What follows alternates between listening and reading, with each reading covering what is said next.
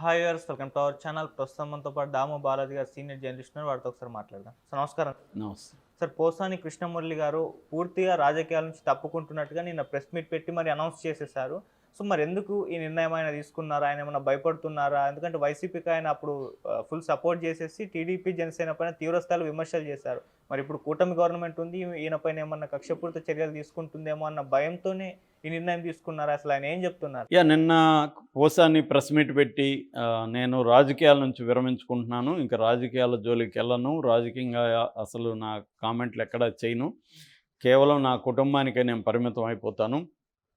Public లైఫ్‌లోకి రాను అని అనౌన్స్ చేశాడు. అప్పుడు విలేకరులు కూడా ఇదే అడిగారు. నీ మీద కేసులు పెడుతున్నాయి, అరెస్ట్ చేస్తారని భయపడి ఈ నిర్ణయం తీసుకున్నావు అంటే, కేసులకు భయపడి కాదు.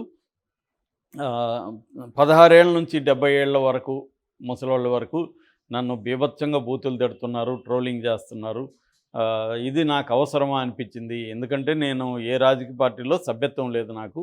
చాలామంది అనుకుంటారు నేను వైసీపీ మెంబర్ని. వైసీపీలో కూడా సభ్యత్వం లేదు. నేను అంతకుముందు ప్రజారాజ్యంలో ఉన్నాను. తర్వాత నేను ఏ రాజకీయ పార్టీలో మెంబర్షిప్ లేదు. నేనేందంటే నాకు నచ్చినట్టుగా మాట్లాడడం నాకు అలవాటు. నేను 1983 నుంచి కూడా మాట్లాడుతున్నాను. నేను విద్యార్థి రాజకీయాల్లో పనిచేశాను యూనివర్సిటీలో, నాగార్జున యూనివర్సిటీలో. అప్పటి నుంచి కూడా నేను పబ్లిక్ లైఫ్తో టచ్లో ఉన్నాను. తర్వాత ప్రజారాజ్యం పార్టీ తరపున పోటీ చేశాను. కాబట్టి నాకు పబ్లిక్గా నాకు నచ్చిన వాళ్ళని సపోర్ట్ చేయడం, తప్పులు చేసినప్పుడు వాళ్ళనే విమర్శించడం నాకు అలవాటు. చాలామంది అనుకుంటారు నేను చంద్రబాబుకు వ్యతిరేకని. చంద్రబాబుకు వ్యతిరేక కాదు నేను. చంద్రబాబు ఓడిపోయినప్పుడు చంద్రబాబుకి 100 అడుగుల కటౌట్ పెట్టి ఆయన్ని పిలిచి నేను ఓపెనింగ్ చేయించాను. అప్పటి సీఎంను పిలవలేదు నేను. సో నాకు చంద్రబాబు అంటే ఇష్టం. కానీ ఆయన తప్పులు చేయనప్పుడు ఎత్తి చూపాను. చంద్రబాబుని పొగిడినప్పుడేమో ఎవరు పట్టించుకోలేదు. తప్పులు చూపించేసరికి కుంపలు మునిగాయి. అంతకంటే ఏం లేదు. నేను ఎవరితో ఎట్లా మాట్లాడినా నేను ఓపెన్గా మాట్లాడతాను. నాకు మోడీ అంటే చాలా ఇష్టం. మోడీని కూడా నేను ఎక్కువ సార్లు పొగుడుతుంటాను. సో నాకు నచ్చిన ఎన్టీఆర్ కావచ్చు, రాజశేఖర రెడ్డి కావచ్చు, చంద్రబాబు కావచ్చు, మోడీ కావచ్చు, వీళ్ళందరినీ నేను పొగిడాను. వాళ్ళందరినీ ఇది చేశాను. తర్వాత నాకు జగన్ నచ్చాడు. నేను చంద్రబాబుని విమర్శించేసరికి అందరూ నా మీదకి పడుతున్నారు అని చెప్పాడు. ఆయన చెప్పిన దాంట్లో వాస్తవం అయితే ఉంది. కాకపోతే ఆయన భాషతో, ఆయన పద్ధతితో అందరికి ఇబ్బందులు ఉన్నాయి. విమర్శించవచ్చు ఎవరినైనా. అనేక మంది చంద్రబాబుని విమర్శించారు. ఇప్పుడు మనం కూడా వీడియోలు చేసేటప్పుడు ఆ టాపిక్ని బట్టి అందులో ఎవరిది తప్పు ఉందో చెప్తుంటాం. అది నేరం కాదు. అది నిజానికి అవసరం కూడా సమాజానికి. ఎందుకంటే ఒక తప్పు జరుగుతున్నప్పుడు అది ఎలా తప్పు, ఎందుకు తప్పు అని ఎత్తి చూపించడం అనేది డెమోక్రసీలో అవసరం. ప్రభుత్వాలకి వ్యతిరేకంగా, ప్రభుత్వం తీసుకునే ప్రజా నిర్ణయాలకు వ్యతిరేకంగా ఖచ్చితంగా సమాజంలో యాక్టివ్గా ఉన్నవాళ్ళు, చురుగ్గా ఉన్నవాళ్ళు, మేధావులు, ప్రజాస్వామికవాదులు మాట్లాడాల్సిన అవసరం ఉంది. లేకపోతే ప్రభుత్వాలు కూడా వాటికి అకౌంటబిలిటీ అనేది ఉండదు. ఎవరు ప్రశ్నించేవాళ్ళు లేకపోతే ప్రభుత్వాలకు ఉన్నాయి. నిజానికి ఆ పని మీడియా ప్రధానంగా చేయాలి. కాకపోతే ఇవాళ మీడియా అంతా కూడా పొలిటికల్ పార్టీలకి తోకలుగా మారిపోయింది మీడియా. ఏదో ఒక పొలిటికల్ పార్టీకి. ఎందుకంటే బిజినెస్ పీపుల్ ఎంటర్ అయిపోయి ఆ బిజినెస్లు కొంత పార్టీల వైపు ఉంటూ వాళ్ళు ఇండియాలో ఉండే మీడియా అంతా అన్నిటినీ వాళ్ళ గుప్పెట్లో పెట్టుకున్నారు. ప్రధానంగా మీడియా మనకి అదానీ, అంబానీ చేతుల్లో ఉంది నేషనల్ వైడ్గా. ఇక్కడికి వచ్చేసరికి రీజనల్గా చూసుకుంటే ప్రతి పొలిటికల్ పార్టీకి మీడియాలో ఇక్కడ సాక్షి అంటేనే అందరికీ తెలుసు. వైసీపీ అని, జ్యోతి ఈనాడు అని, కానీ తెలుగుదేశం అని చిన్నపిల్లలను అడిగినా చెప్తారు. అలాగా మీడియా విడిపోయిన తర్వాత సత్యం అనేది ఇప్పుడు లేదు. ఒక పేపర్ని నమ్మే పరిస్థితి కూడా ఎవరు లేడు. సాక్షిలో వార్త వచ్చిందంటే జ్యోతిలో ఏమి వచ్చింది, ఈనాడులో చూడరా అని అడుగుతారు. ఈనాడులో వచ్చిందంటే సాక్షిలో వచ్చిందని అడుగుతారు. ఇలాగా 2-3 చూసి కానీ ఇవాళ జనం ఎవరు ఒక అభిప్రాయానికి రావట్లేదు. మధ్యలో మనలాంటి వాళ్ళ ఇంపార్టెన్స్ కూడా ఎందుకు పెరిగిందంటే, మనం ఎవరి వైపు లేకుండా నిష్పక్షపాతంగా అనలైజ్ చేస్తాం కాబట్టి మనలాంటి వాళ్ళు కూడా చూస్తున్నారు. సో ఏం జరిగి ఉంటుంది, వీళ్ళైతే కరెక్ట్గా చెప్తారు అనే ఇది ఎందుకు వచ్చిందంటే, మెయిన్ స్ట్రీమ్ మీడియాని ఎవరు నమ్మట్లేదు. సో ఇది బేసిక్గా ఉంది. ఇలాంటి కాంటెక్స్ట్లో ప్రతిపక్ష పాత్ర అనేది ఎవరు చేయాలి? ప్రతిపక్షాలు కూడా చేయట్లేదు. ప్రతిపక్షాలు ఏం చేస్తాయి? వాళ్ళు అబద్ధాలు చెప్తారు. ఇప్పుడు ఇక్కడ బీఆర్ఎస్, అక్కడ వైసీపీ వాళ్ళు ప్రజాస్వామ్యం అవన్నీ ఇప్పుడు మాట్లాడుతున్నారు. వాళ్ళు అధికారంలో ఉన్నప్పుడు కూడా అలాగే చేశారు కదా. ఈ విషయం వాళ్ళు మాట్లాడరు కదా. దాన్ని ఎవరు ఎత్తి చూపాలి? మళ్ళీ మనలాంటి వాళ్ళు ఎత్తి చూపాలి. ఇండిపెండెంట్ జర్నలిస్టులు లేకపోతే ఇట్లాంటి వాళ్ళు చేయాలి. అట్లాగా పోసాని కృష్ణమురళి అనే ఒక పబ్లిక్ ఫిగర్, ఆయన సినిమా యాక్టర్ కావచ్చు, పబ్లిక్ ఫిగర్. ఆయన మాట్లాడడం తప్పు కాదు. ఆయన ఎవరినైనా విమర్శించవచ్చు, ఎవరినైనా నచ్చితే పొగడొచ్చు, అది తప్పు కాదు. నేను కూడా చాలాసార్లు ఫారిన్ పాలసీకి సంబంధించి మోడీని సపోర్ట్ చేశాను. కొన్ని విషయాల్లో ఎకనామిక్ దీంట్లో కూడా మోడీ బెటర్ గవర్నెన్స్ ఉందని చెప్పాను. అట్లాగే మోడీని విమర్శించేటప్పుడు మనం విమర్శిస్తాం. ఎవరు భజన చేయడానికి మనం లేవు. అట్లాగా పోసానిది ఏమన్నట్టు అట్లా లేడు పోసాని. ఇప్పుడు మనం చెప్పినట్టుగా పోసాని లేడు. పోసాని ఎలాగ ఉన్నాడు, క్లియర్గా జగన్ భజన, చంద్రబాబు వ్యతిరేకత, పవన్ కళ్యాణ్ వ్యతిరేకత గుడ్డిగా కనబడుతుంది. నువ్వు జగన్ని కూడా విమర్శించాలిగా. జగన్ చేసే తప్పులను కూడా ఓపెన్గా విమర్శిస్తే పోసానికి క్రెడిబిలిటీ ఉంటుంది. పోసాని ఏం చేస్తున్నాడు, కంప్లీట్గా జగన్ని సపోర్ట్ చేయడం, కంప్లీట్గా వీళ్ళని వ్యతిరేకించడం. చంద్రబాబుని పొగిడే చోట పొగడాలి, జగన్ని తిట్టే చోట తిట్టాలి. అప్పుడు కదా నువ్వు బ్యాలెన్స్గా ఉన్నట్టు. ఎవరైనా కూడా ఒక వ్యక్తి 100% కరెక్ట్ అని ఎవరైనా చెప్తుంటే అతను అబద్ధాలు చెప్తున్నట్టు, ఆ వ్యక్తితో కుమ్మక్కైనట్టు. ఎందుకంటే ఎవరు కూడా 100% అన్ని విషయాల్లో కరెక్ట్గా ఉండరు, ఉండలేరు. నేనున్నా ఎవరున్నా అధికారంలో 100% మనం కరెక్ట్గా ఉండలేము. ఎందుకంటే మోడీ అంటే మోడీకి కూడా కంప్లీట్ ఫ్రీడమ్ ఏమి ఉండదు. మోడీని కంట్రోల్ చేసే అనేక జాతీయ అంతర్జాతీయ శక్తులు ఉంటాయి. ప్రధానమంత్రి అయినంత మాత్రాన ఆయన కంప్లీట్గా తను అనుకున్నదే చేయగలడా, చేయలేడు. కాబట్టి ఫర్ ఎగ్జాంపుల్ అదానీ విషయమే ఇందాక చెప్పుకున్నాం. అదానీ కంట్రోల్లో మోడీ ఉంటాడు. ఎందుకంటే అదానీ ఫండింగ్ అంతా అదానీ ఇస్తాడు. అదానీ ఇచ్చినప్పుడు అదానికి వ్యతిరేకమైన నిర్ణయాలు మోడీ తీసుకోగలడా, తీసుకోలేడు. ఎవరైనా తీసుకోలేడు. ఎందుకంటే డెమోక్రటిక్ సెటప్లో డబ్బులు అనేది ఇంపార్టెంటు. డబ్బులు ఎవరికి ఇస్తారు అనేది ఆ మధ్య ఒక ఫ్రెండ్ చెప్పాడు. ఢిల్లీలో ఒక కమ్యూనిస్ట్ పార్టీకి సంబంధించిన ఎంపీ ఇంటికి వెళ్ళాడంట మా ఫ్రెండు. వెళ్తే ఆ ఎంపీ బయటకు వచ్చి మాటి మాటికి చూస్తున్నాడంట. ఎందుకు సార్ అలా మాటి మాటికి టెన్షన్ పడి చూస్తున్నారంటే, ఒక బిజినెస్ మ్యాన్ డబ్బులు తీసుకొని వస్తాడు, అతను మనం లేమనుకొని వెళ్ళిపోతాడేమో అని అన్నంట.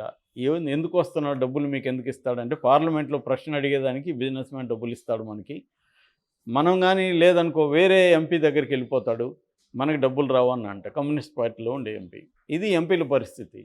సో అంటే బిజినెస్ మ్యాన్లు వాళ్ళకి కావాల్సిన ప్రశ్నలు అడగడానికి, చర్చ పెట్టడానికి ఎంపీలకి డబ్బులు ఇస్తున్నారని ఇప్పటి నుంచో ఆరోపణలు ఉన్నాయి. ఇది మా ఫ్రెండ్ చూసి చెప్పిన ప్రత్యక్ష అంశం.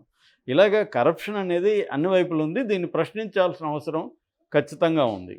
అట్ ద సేమ్ టైం కరప్షన్ని అనలైజ్ చేయాల్సిన అవసరం కూడా ఉంది. అంటే కరప్షన్ ఎందుకు ఉంది, దీనివల్ల మంచి చెడులు ఏంటో కూడా చెప్పాల్సిన అవసరం ఉంది. ఆ యాంగిల్లో తీసుకున్నప్పుడు పోసాని కృష్ణమురళి ఒక ప్రజల తరపున ఒకరితో తీసుకొని మాట్లాడినట్టుగా లేదు. ఒక పార్టీలో జాయిన్ అయితే పార్టీ మెంబర్ల కంటే ఎక్కువగా ఈయన రియాక్ట్ అయ్యేవాడు కదా.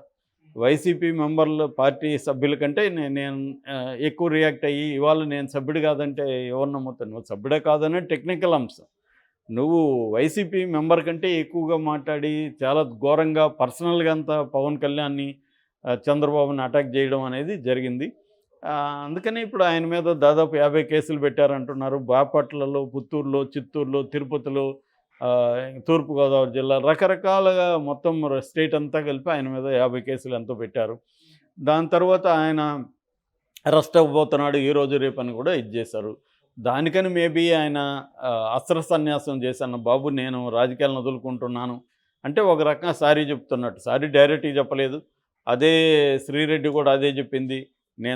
ఆమె అయితే డైరెక్ట్గా సారీ చెప్పింది. ఎందుకంటే వీళ్ళందరూ ఖచ్చితంగా కేసులకు భయపడే. ఎందుకంటే వీళ్ళకి శిక్షలు పడతాయని వాళ్ళకి కూడా నమ్మకం ఏమి ఉండదు. తెలుగుదేశానికి కూడా వీళ్ళ మీద శిక్షలు పడతాయని ఏం లేదు. కానీ ప్రాసెస్ ఇస్ ద పనిష్మెంట్. 50 కేసుల్లో పెడితే 50 కేసులు తిరగాల. 50 పోలీసులు పిలుస్తారు. వీళ్ళని పిలిచినప్పుడు వాళ్ళు అక్కడ హ్యూమిలేట్ చేస్తారు, కూర్చోబెడతారు. పోలీస్ కూర్చోవే పక్కన అని ఇట్లా లాంగ్వేజ్ మాట్లాడతారు. ఆ హ్యూమిలేషన్ భరించాలా? లేదు, కొట్టినా కూడా కొడతారు. ఇప్పుడు ఆరోపిస్తున్నారు పోలీసులు కొట్టరనేది అయితే నేనైతే నమ్మను. ఖచ్చితంగా కొడతారు వాళ్ళు. కొట్టి కూడా ఇబ్బంది పెట్టచ్చు. రఘురామకృష్ణరాజునే కొట్టారంటే ఈయన పోసాని మురళి కృష్ణమురళిని కొట్టరా? ఆల్రెడీ ఆర్జీవీనే నన్ను కొడతారని భయపడుతూ కోర్టుకు వెళ్తున్నాడు. కాబట్టి కొట్టరు అనేది గ్యారంటీ లేదు. సో కొట్టచ్చు, వేధించవచ్చు, దీనంతా భరించాలి కదా.